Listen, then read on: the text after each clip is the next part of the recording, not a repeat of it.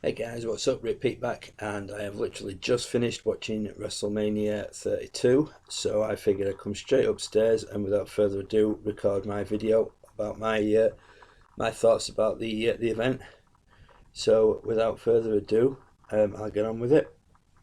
The opening match was, of course, the ladder match for the IC match. Oh, I will point out before I start, obviously there are going to be spoilers in this, so if you haven't seen it, don't watch this video yet unless you're not bothered about knowing the results. And also, I have not yet seen the pre-show, the kickoff stuff, so I'm just going to be doing a review of the actual main event card, the 4 hours that it lasted, which was a hell of a long time for not very much, but I'll get to that. So yeah, like I said, the opening match was the ladder match for the IC title. Great opening match. The main story to this was really Zayn and Owens' feud. They played it out quite well during the match. As I predicted, there were plenty of high spots. Not what I predicted, Zack Ryder winning. I went for Owens or Zayn. I was just totally blown away when Ryder won. I had a horrible gut feeling when Miz was sat at the top of the ladder. Obviously, for those like the live crowd, they could see Ryder climbing up the TV. Those of us who climbing up the ladder, sorry. Those of us who were watching on TV couldn't actually see him until the last minute. I have a horrible feeling that Owens will revoke his rematch clause on Raw. That's if it still applies due to the circumstances of a ladder match. I'm pretty sure it does. So we'll have to see what happens tonight on Raw. But yeah, winner, new IC champion, Zack Ryder. I'm not unhappy about that. I'm quite a fan of Zack Ryder. I think it's about time he got some sort of recognition. Whether it's a case of his contract's up and they gave him his mania moment before he goes, who knows? We'll have to wait and see how this plays out. Next up was AJ Styles versus Y2J. Given the shock of the opening match, I was starting to get second thoughts about whether Styles would win. I was pulling for him all the way through the match, which was a great match as I expected. Great to see the Styles clash. Again, pissed that Jericho kicked out of it. I was even more pissed that Jericho won. Don't see the logic behind it. I don't know what the long-term plan is for AJ, given the fact that it's his first WrestleMania and he loses to a part-timer. I don't see what's beneficial to AJ, but maybe they have a long game, something long-term planned. Who knows what'll happen? But I was very, very annoyed that AJ lost.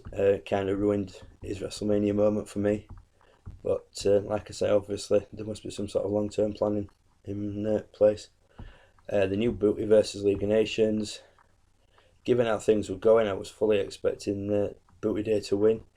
I was really pleasantly surprised that League of Nations won. It was always nice for me personally to see the Unicorns take a beating. Straight after this match, they were on about the League of Nations were on about how good a three-man team they were. As nice as it was to see Austin HBK and Foley, it kind of undermined the League of Nations victory to me personally. It was like, you just beat the tag champions, but now three guys who are retired and don't compete anymore are going to kick your ass in the middle of the ring. It just didn't make sense to me. But like I say, it was nice to see Austin and Co. But yeah, it kind of undermined League of Nations victory to me, which was a bit more annoying. Ambrose versus Lesnar. Anybody who knows me knows I'm a massive Dean Ambrose fan, but I am also a fan of Brock Lesnar. I was pulling more for Ambrose in this. On my predictions video, I predicted Lesnar, but I was hoping I'd be wrong. I kind of knew Lesnar would win, but Ambrose put on a hell of a show. Wasn't as good as I'd hoped it'd be. I don't know, I think they could have done more. But having said that, I suppose Ambrose is working with something like Bray Wyatt. They can do a hell of a lot more. Working with Brock Lesnar, you're pretty refined because all you're going to get is suplexes, and that's it. But yeah, I enjoyed it. I thought it was a good match. Obviously, like I thought, Lesnar came out with a win.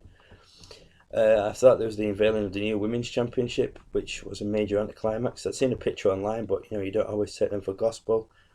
I can honestly say, minus the red background, I've created that belt on 2K16 and 2K15 as well, I believe. But it might have been this with a white background. But yeah, 2K16, I've definitely created that title, and I gave it to my stepdaughter's character that she created. I must be like Nostradamus. Mind you, given my prediction rating for tonight, I'm desperately no Nostradamus. But yeah, the new women's title, I can see why they've done it. It's something easier to give out to celebrities to try and plug the product, but it's not an amazing belt. They've just basically copied the men's, cut it down a bit, changed the colour scheme, which leads to Charlotte versus Becky versus Sasha. Sasha's entrance to me, so it gave the impression that she was going to walk out as champion. Wasn't to be. It was an awesome, awesome match. Just a shame they ruined it with that shitty ending with Flair getting involved. I'm sick to death of it. You know, the guy just won't disappear. He's like that irritating little bug that keeps appearing in your house. You can't get rid of him. It's like, right, you've lived your life, you've had your career, move on. Let your daughter have hers on her own. It was good at first when they wrote you in, but now it's just straight up boring. And so, to me, personally, like I said, the way they ended that match made Charlotte's win a lot less credible, a hell of a lot less credible. Becky was amazing throughout the match. It honestly looked at many points like she was going to win it. You know, she had a lot of offense, some great moves. I was even more impressed with her than I already am. I think basically because Becky was somewhat overlooked in the build-up, they kind of made it a more of a Sasha versus Charlotte, and Becky's in the mix. I think she might have been given a bit more like offense, you know, given her a bit more time to show what she can do. Sasha didn't seem so prominent in the match, but like I said, all three of them put on an amazing match. Definite contender for match of the night. Shane versus Taker, Hell in a Cell. Great match. Wasn't what I hoped either. I don't know what I was hoping for, but it weren't that. I suppose you assume a Hell in a Cell is going to have blood, but then when Shane came out with his kids, it's like he's not really going to bleed in front of them. It's very rare. I'm pulling for Undertaker's opponent, but I found myself pulling for Shane. I've watched it. I didn't go onto any social media, so I didn't know any results. So to me, even though I've watched it today, it was fresh. So I was pulling for Shane to win, purely toting the authority bullshit. Taker wins. Shane's mental jump off the top of this arm. It's like, what the hell? That was just the craziest thing I've seen for a long time. And for somebody who's been away from the business for like 7 years, to just decide, oh, you know, I'm going to do a WrestleMania, I'm just going to launch myself off the top of the cell and go through a table. Absolutely mental. Full credit to Shane McMahon for everything he did in that match. Good to see at the end that, you know, gave the thumbs up and everything. I've always liked Shane McMahon, and last night, well, after watching that match, just blew me away. So yeah, like I said, Taker wins, so he gets to wrestle at WrestleMania next year. But we still get stuck with the authority on Raw running the show and their bullshit shenanigans that comes along with it. The Andre Battle Royale, as I said in my prediction video, really didn't give a monkey's fat about this. I still didn't when it came to it. I wasn't bothered at all. I think I did what most people did and used it as a toilet break. Nothing ever happens with the winner of these. Cesaro won the first one, nothing. Big Show won last year's, nothing. He just milled around going face heel, face heel, face heel all year. This year it was nice to see an NXT star win it, Baron Corbin. Whether that means he'll get a call up to the main roster, which is slightly confusing if it does, or whether he'll go back to NXT and brag, you know, I went up to the main roster and did this, I don't know. But I'm not expecting it to do anything substantial with his career or his future push or anything like that. I think he'll probably just carry on doing what he's doing in NXT. Like I said, Cesaro and Big Show did nothing, so why should this year's winner be any different? I will have to point out, after seeing those cheerleaders, I think I may become a Dallas Cowboys fan. They were amazing. Which leads up to The Rock making his appearance. And then he came out and, you know, announced the record-breaking attendance and everything, which it was obvious next year they'll try and squeeze more seats in to outdo themselves. So yeah, I would imagine 33 will probably sell out and maybe break this year's attendance record, I don't know. But just as I was enjoying Mania being Bray Wyatt free, sure enough he turns up, starts running his mouth in usual boring Wyatt diatribe crap. not realising obviously there's one person you're not really going to outwit at the microphone, and that's The Rock. This led to an impromptu match which I wasn't expecting, especially when The Rock pulled off his trousers and had his trunks on and everything. Beats Eric Rowan in 6 seconds. That means that obviously Eric Rowan's not quite the monster he's been built up to be. It kind of knocks his character back a bit, but it is The Rock and it's WrestleMania, so who cares? Cena making an appearance was an unexpected thing as well. It was nice to see him help Rock, see off the Wyatts. Nice as always to see Bray get his ass kicked. That leads me on to the main event, Triple H versus Roman Reigns. Got to be the most unexciting, if that's a word, main event ever. Everybody predicted the outcome. I predicted that Reigns would walk out champion. Lo and behold, he did. Very average match. Triple H's entrance was as boring as last year's. It just seemed to go on forever. Most of it consisted of Stephanie just screeching down a microphone.